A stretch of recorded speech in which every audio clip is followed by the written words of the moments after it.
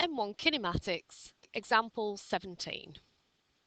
In this example, we're given a velocity time graph. They've called it a speed time graph, and we're looking at the motion of a cyclist moving along a straight road for a period of 12 seconds, which has been labelled on the bottom. For the first 8 seconds, the cyclist is going at a constant speed, as we can see from this horizontal line. She then decelerates, which we can see from the fact that the gradient of this line is negative, the velocity is reducing, and then she stops after a further 4 seconds, meaning that the velocity is now 0.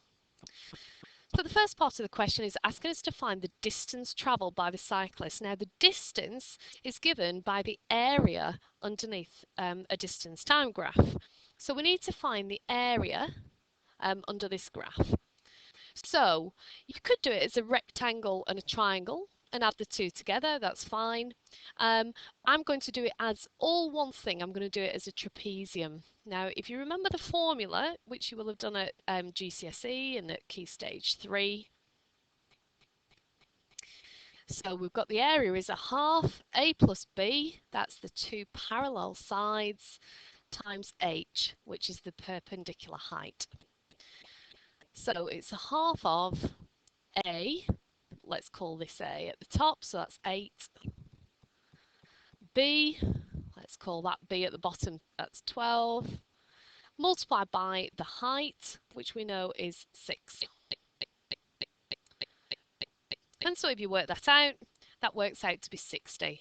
So the cyclist has travelled a total distance of 60 metres. So the area under a velocity time graph tells us the distance that we've travelled. We then ask for the rate at which the cyclist decelerates. Now the acceleration or deceleration is given by the gradient of a velocity time graph.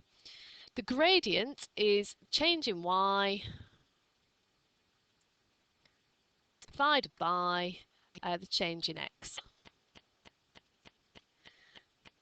So in this case, the change in the y direction during this last period of the motion here is 6. It's reduced by 6. It's going down. And the change in x is 4.